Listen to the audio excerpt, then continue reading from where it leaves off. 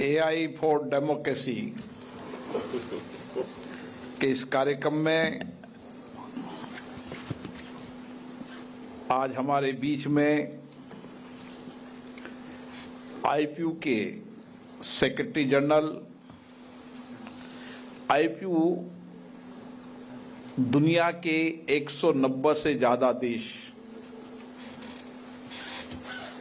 की संसद की एक संस्था है, जहां पर दुनिया भर की संसदों के अंदर किस तरीके से हम नए इनोवेशन, टेक्नोलॉजी और लोकतांत्रिक संस्थाओं को जनता के प्रति जवाबदेही बना सकें, इसके लिए समय समय पर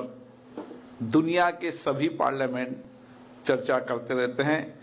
उन आईपीयू के सेक्रेटरी जनरल मार्टिन चुकओक का मैं यहां पर स्वागत करता हूं, अभिनंदन करता हूं।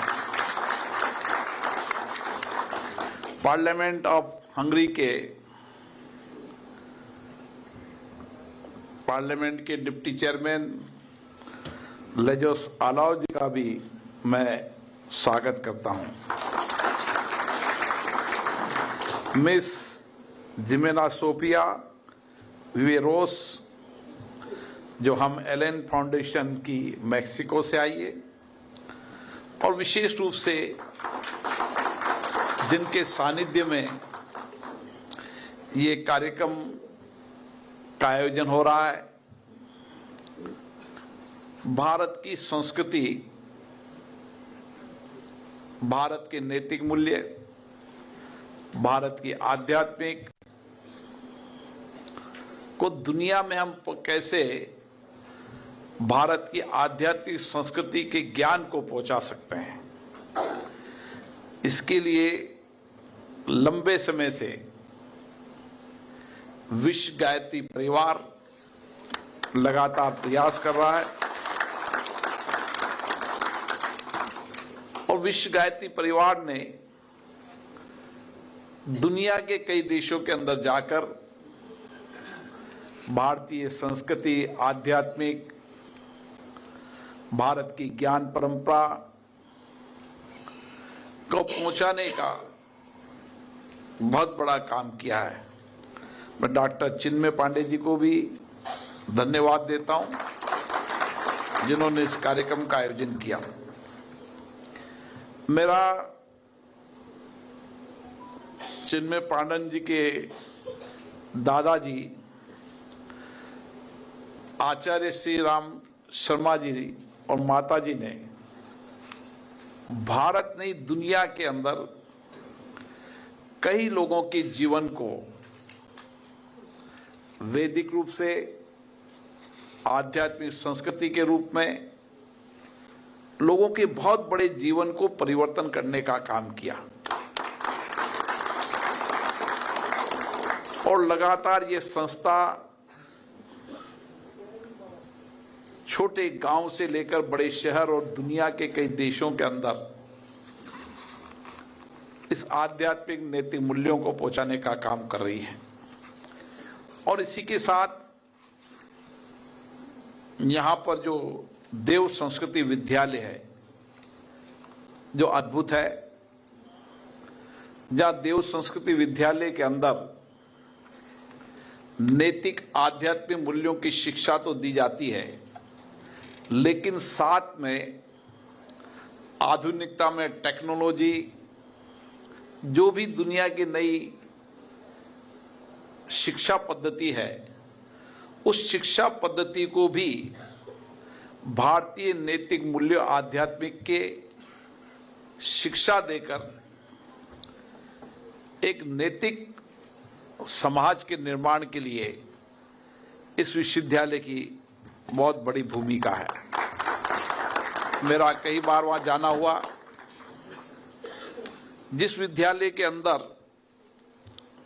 आप जाएंगे तो आप देखेंगे कि वहां पर वैदिक मूल्य भी, नैतिक शिक्षा भी, आध्यात्मिक ज्ञान भी, योग भी, सभी तरीके की शिक्षाओं के साथ साथ दुनिया की बदलती शिक्षा व्यवस्था के अंदर तकनीकी शिक्षा और तकनीकी शिक्षा के माध्यम से समाज जीवन में परिवर्तन करते हुए एक नैतिक राष्ट्र के निर्माण के लिए इस विश्वविद्यालय में अद्भुत शिक्षा दी जाती है। और मुझे खुशी है कि आपने आज AI फॉर डेमोक्रेसी और भविष्य में लोकतांत्रिक संस्थाओं, लोकतंत्र के अंदर हम संवाद और की परंपराओं को आगे बढ़ाकर किस तरीके से टेक्नोलॉजी का उपयोग करके इन लोकतांत्रिक संस्थाओं को जनता के प्रति जवाबदेही, लोकतांत्रिक संस्थाओं के अंदर पारदर्शिता, लोकतांत्रिक संस्थाओं की जवाबदेही और लोकतांत्रिक संस्थाओं के अंदर चुने हुए जनप्रतिनिधियों की क्षमता को बढ़ाना, टेक्नोलॉजी का उपयोग कर वो किस तरीके से जनता और लोकतांत्रिक संस्थाओं के बीच में एक बेहतर संवाद कर सकते हैं, ताकि एक जवाबदेही संस्था के साथ एक जवाबदेही नैतिक मूल्य वाले जनप्रतिनिधि देश के विकास में योगदान कर सकें। और मुझे खुशी है, इसके लिए दुनिया भर की संसदें अपने अपने स्तर पर काम कर रही है। अभी हाल में ही कॉमनवेल्थ देशों के स्पीकरों का सम्मेलन CSPOC का आयोजन करने का भारत की संसद को यह सौभाग्य मिला। और इस संसद के इस सम्मेलन में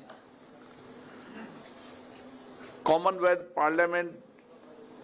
देश के कई स्पीकर आए, डिप्टी स्पीकर आए,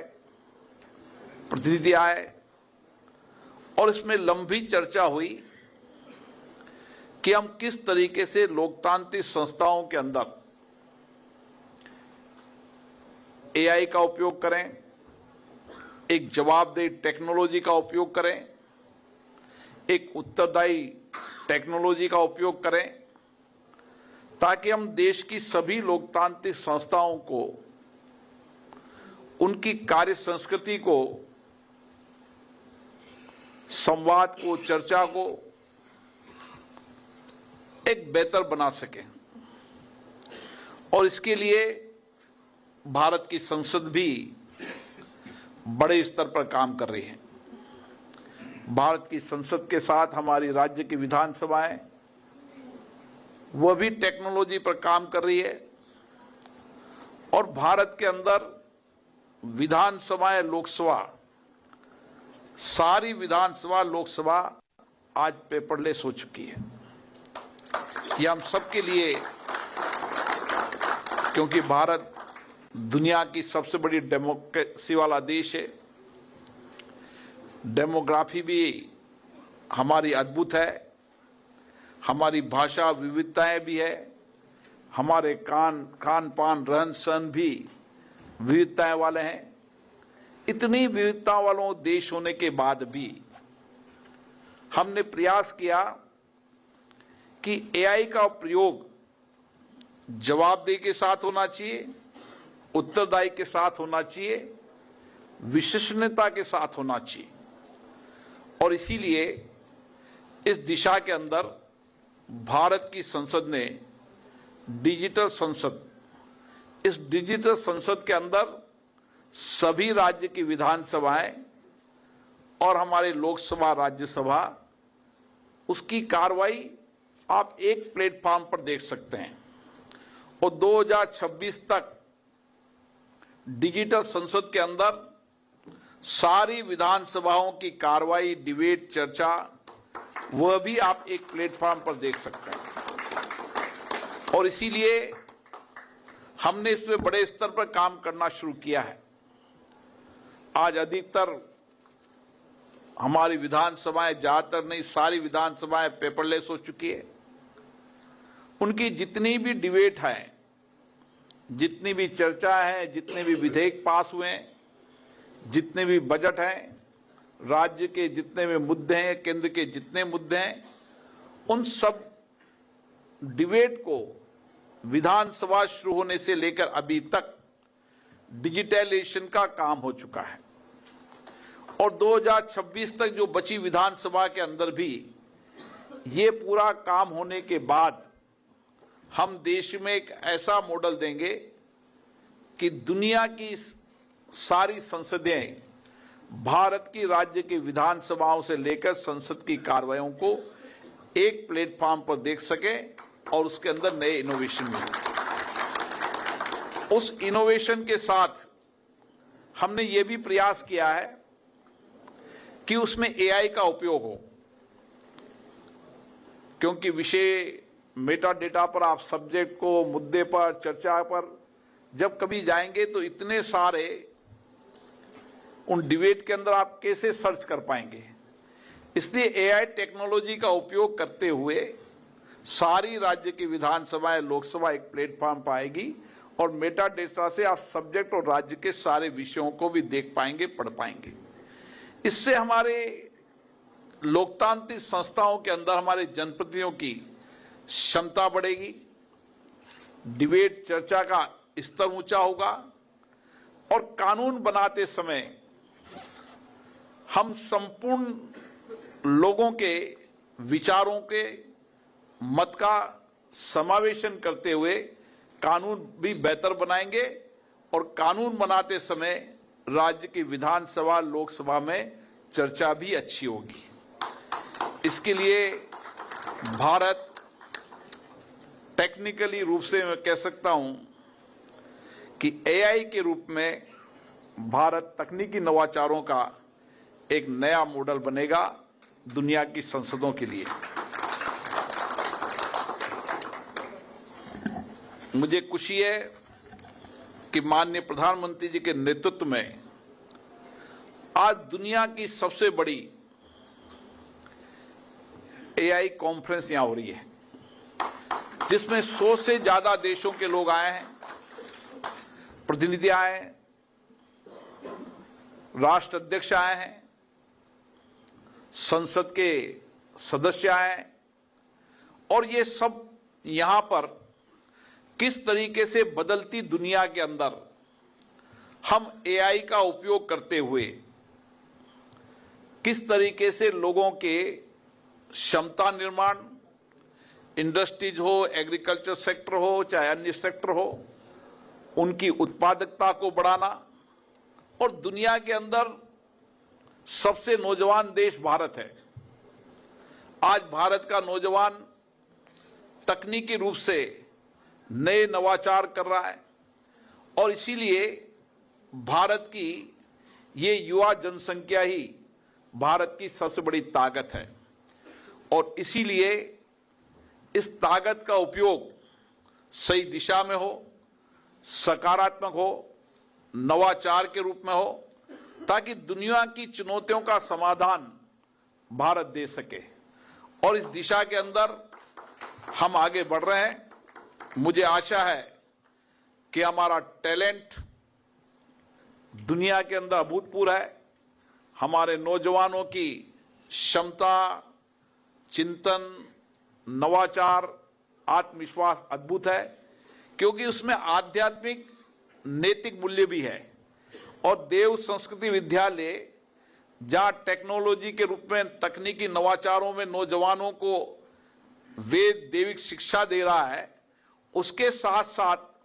उनको टेक्नोलॉजी की आधुनिक शिक्षा दे रहा है, लेकिन वह शिक्षा नैतिक मूल्यों पर होना चाहिए, सबके विकास के लिए होनी चाहिए, ट्रस्टेड होनी चाहिए, विश्वास योग्य होनी चाहिए। क्योंकि टेक्नोलॉजी का उपयोग करते समय हमने अगर समझ से टेक्नोलॉजी का उपयोग नहीं किया तो उसकी दिशा गलत भी बन सकती है। और इसीलिए आध्यात्मिक धर्म और संस्कृति के नैतिक मूल्यों में पढ़ने वाला विद्यार्थी जवाबदेही और उत्तरदायी एआई टेक्नोलॉजी का उपयोग कर सकता है। और इस दिशा के अंदर निश्चित रूप से भारत काम कर रहा है, क्योंकि भारत के पास पावर है, ऊर्जा है भारत के पास। हम स्वच्छ ऊर्जा की ओर दुनिया में तेजी से बढ़ रहे हैं। मानव संसाधन हमारे पास नौजवान है, नैतिक मूल्य वालों नौजवान है, और उसका सोच अद्भुत चिंतन है, और उसका विश्वास आत्मविश्वास भी अद्भुत है। और इसीलिए हमारी स्पीड और स्केल बहुत तेजी से बढ़ रही है। ये दुनिया भारत की ओर देख रही है। आपने भी देखा होगा, सभी राष्ट्र अध्यक्षों की निगाह भी भारत की ओर है, और उन्होंने भी कहा है कि निश्चित रूप से भारत टेक्नोलॉजी के अंदर, एआई सेक्टर के अंदर एक अच्छा काम कर रहा है, और जिस तेजी से काम कर रहा है, जिस स्केल में काम कर रहा है, निश्चित रूप से वह आगे बढ़ेगा।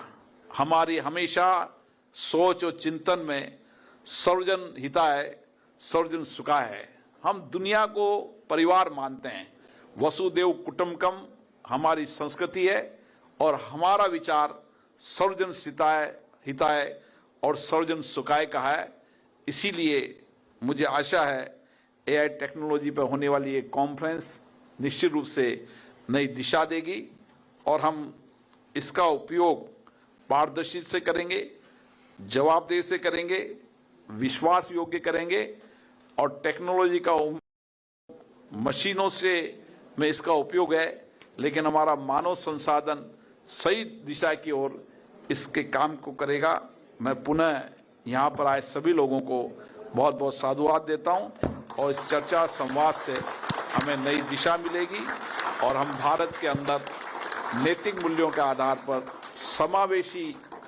विकास के साथ, समावेशी लोकतंत्र के साथ एआई का उपयोग कर पाएंगे। आप सबको बहुत बहुत धन्यवाद। जय हिंद।